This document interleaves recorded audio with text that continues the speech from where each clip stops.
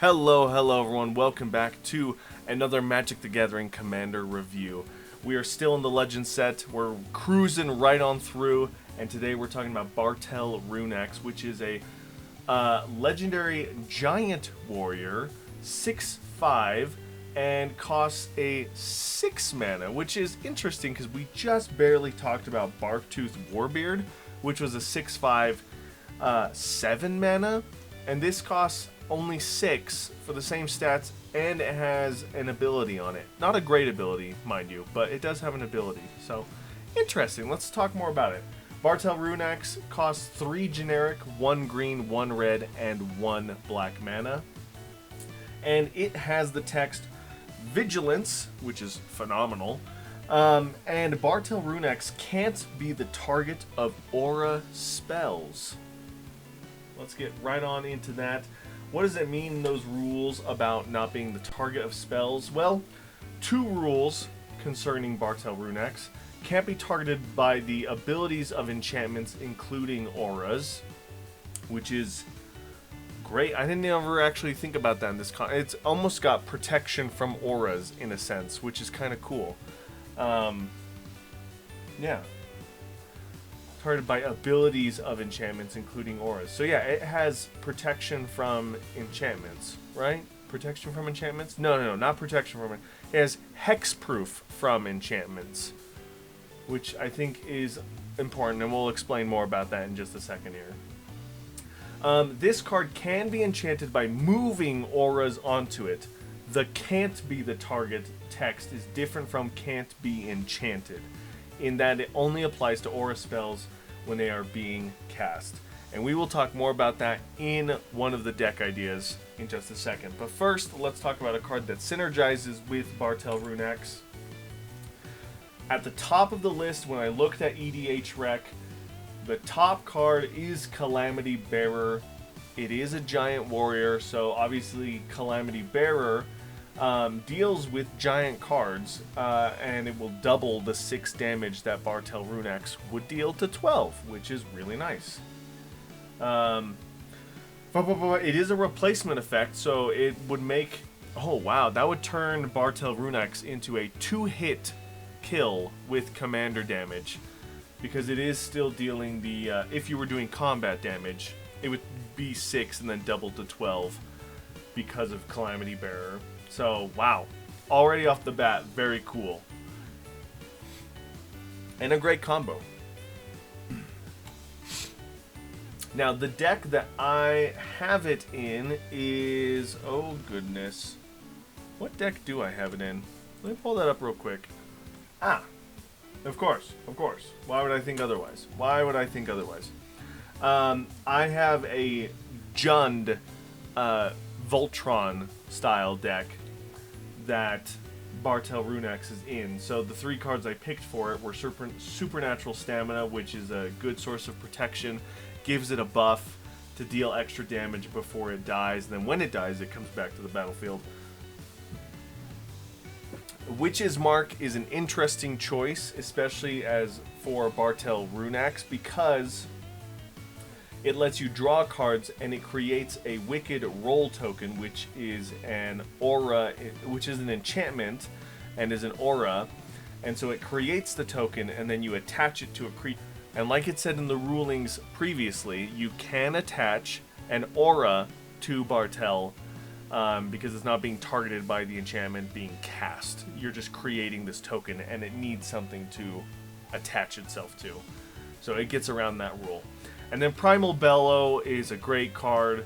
It's instant speed, so if you have a lot of force in play, you can do a lot of damage. Primal Bellow plus the Calamity Bearer could be a one-shot hit kill if you are playing correctly and you build your deck correctly to work with those 2 cards. And then, as far as 2 other deck ideas go, really I just went... the first one is a giant tribal, and you could do a warrior sub-theme, because it is a giant warrior, and all 3 of these colors have warrior support in them. So, specifically talking about giants, though, there's Undermountain Adventurer, which is a cool card. It's a mana ramp ability, and it lets you get initiative, which is fun. You can get extra bonuses for completing dungeons that way. But it's a giant that also is a mana dork. Sunrise Sovereign is a great tribal lord for giants. It gives them +2/+2 and has trample. They're already big guys, so mostly it's just giving them trample that you want from this card, but the additional +2/+2 is amazing. I mean, if you look at the stats on the creatures on the screen here, he would make them a 5/6 and an 8/8, both with trample, which is really cool. Finally, giants just naturally are strong creatures, so a great card like Grave Titan will allow you to not only use your giants to flood the board and deal lots of damage, but it also floods the board with little zombie tokens that you can use as block fodder or use as cannon fodder when you're attacking and you just want to throw damage everywhere. So there's a lot of places and ways you can go with giants, which I think is a lot of fun. Finally,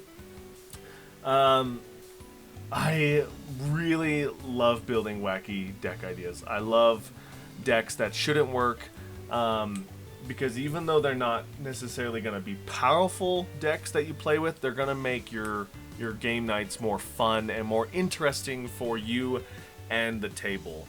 So this is a deck idea to be an enchantment tribal deck where you are doing a Voltron build. You're trying to attach or equip all these auras and enchantments onto Bartel by bypassing the can't be the target of auras ability that it has.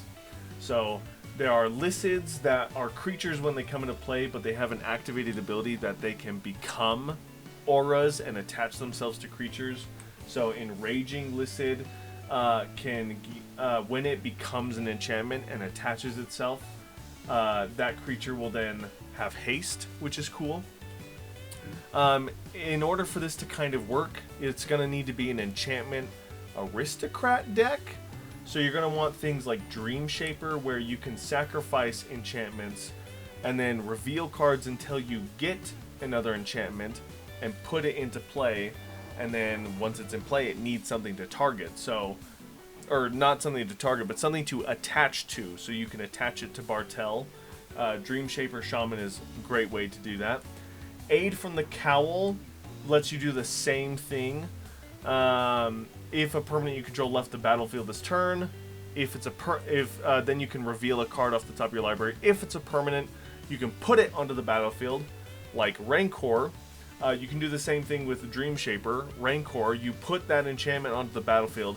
It needs to attach itself to something when you do that, so you attach it to Bartel. Now Bartel has Rancor, which gives it +2/+0 on trample. And then when you use Dream Shaper Shaman to sack the Rancor to get another enchantment, Rancor comes back to your hand. You use some other way to put permanents into the battlefield, and you reattach it to Bartel, and you do this over and over again, and you just get this super Voltron with enchantments creature. Very interesting deck idea. Obviously, it's not strong. I wouldn't recommend it if you are looking for a competitive build, but I think if you can find the cards and you play well and you strategize well with the table so you can build your engine up, I think you could have a lot of fun with a Jund enchantment aristocrat with a commander that doesn't want to be enchanted. I think that would be a lot of fun, and it will be a deck that is remembered if you can play it well. So let me know in the comments below what you guys think of this deck idea, and if you've built it before or you know someone who has. With that, that brings us to the end of Bartel Runeaxe. Strengths for this card is it's strong, it's aggressive types, it is a giant, it is a warrior, so you could do those tribes or types to build, and you could throw a lot of damage really quickly, especially in these colors.